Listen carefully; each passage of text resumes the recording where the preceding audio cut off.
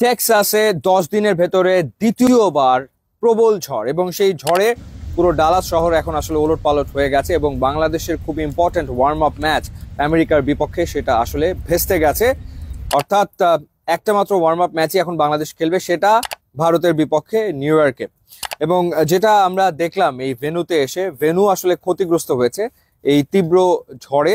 অনেক স্থাপনাই ক্ষতিগ্রস্ত হয়েছে, শেড উড়ে গেছে, সুতরাং সেটা রিপেয়ার করতে হবে। ইনফ্যাক্ট বাংলাদেশ টিম আবহাওয়ার এই অবস্থা দেখে হোটেল থেকে তারা আসলে বেরই হয়নি, তারা সারাদিন ধরে হোটেলেই আসলে ছিল। বৃষ্টি হচ্ছে তো হচ্ছেই, এবং বারবার যে এমার্জেন্সি এসএমএস সেটা আসলে আমরা পাচ্ছি যে ঘরে থাকো, ঘর থেকে বের হওয়ার প্রয়োজন নেই, খুব জরুরি কোনো কিছু না হলে ঘর থেকে বের হয়েও না।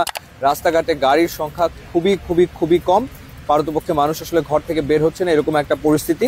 এবং ঝড় হলে যেটা হয়, সেটা বাংলাদেশেই হোক আর সেটা আমেরিকাতেই হোক, ইলেকট্রিসিটি চলে যায়, কারেন্ট আসলে থাকে না। তো এখানেও সেই ঘটনাটাই ঘটছে।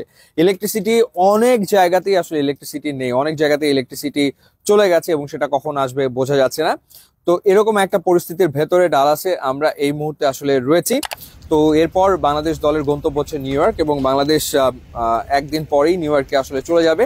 এখন যেটা হলো যে বাংলাদেশ যেদিন প্রথম আসলো হিউস্টনে এসেই ওই প্রথম ঝড়ের ভেতরে বাংলাদেশ দল কিন্তু আসলে পড়েছিল। তো সেই সময় ওই ঝড়ের কারণে পরবর্তী সময় বাংলাদেশ টিম ঠিকমতো প্র্যাকটিসও আসলে করতে পারেনি, অনেকগুলো প্র্যাকটিস সেশন বাংলাদেশকে ক্যান্সেল করতে হয়েছে বা বাংলাদেশ অপশনাল করে ফেলেছিল, কারণ হচ্ছে ঝড়ের কারণে মাঠ ঠিক মতো প্রস্তুত ছিল না।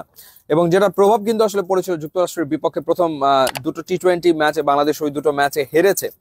তো এখানে ডালাসে এসে বাংলাদেশ একটা মাত্র ফুল সেশন প্র্যাকটিস পেয়েছে, একদম পুরো দল একেবারে খুবই মনোযোগে প্র্যাকটিস করতে পেরেছে। তো এই মাঠে ম্যাচ খেলাটা ইম্পর্টেন্ট ছিল, কারণ শ্রীলঙ্কার বিপক্ষে বাংলাদেশ এই মাঠেই ওয়ার্ল্ড কাপের প্রথম ম্যাচটা খেলবে।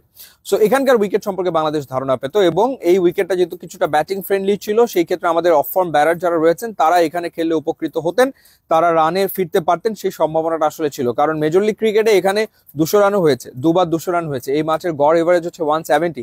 তো সেই জায়গাটাতে এখানে যদি বাংলাদেশ ইউএস এর বিপক্ষে ওই প্র্যাকটিস ম্যাচটা খেলতে পারতো, তাহলে করে বাংলাদেশ ভীষণ রকম উপকৃত হতে বলে আমার মনে হয়, এবং ওয়ার্ল্ড কাপের মোমেন্টামটা তারা আসলে পেয়ে যেত।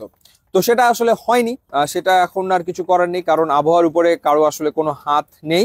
তো এরকম একটা অবস্থার ভেতরেই ডালাসে দিন পার করতে হচ্ছে বাংলাদেশ টিমকে হোটেল বন্দী হয়ে, যেখানে আমরা যতটুকু জানি যে সব রকমের ফ্যাসিলিটিস, অর্থাৎ সুইমিং ফ্যাসিলিটিস কিংবা জিম সেকশন, সেগুলো তারা ওখানে চাইলে করতেই পারবে। কিন্তু ম্যাচ প্র্যাকটিস যেটার গুরুত্ব আসলে অপরিসীম, সেটা তো আসলে আর হলো না। আর গুড নিউজ একটাই, সেটা হচ্ছে যে তাসকিন সুস্থ হয়ে উঠছেন।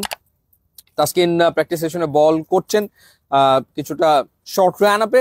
তো খুব দ্রুতই আসলে তাসকিন পুরো দমে বোলিং করতে পারবে, সেটাই আমরা আশা করছি। এবং আপনাদেরকে জানিয়ে রাখতে চাই যে স্বাস্থ্য সুরক্ষায় আপনার পাশে আছে কেজিএন মেডিকেল লিমিটেড। দ্রুত ও নির্ভুল স্বাস্থ্য পরীক্ষা এবং বিশেষজ্ঞ চিকিৎসক বৃন্দের মতামতের ভিত্তিতে আপনার স্বাস্থ্য সেবার দায়িত্ব নিচ্ছে কেজিএন মেডিকেল লিমিটেড। সুতরাং অবশ্যই নিজের যত্ন নেবেন এবং খেয়াল রাখবেন।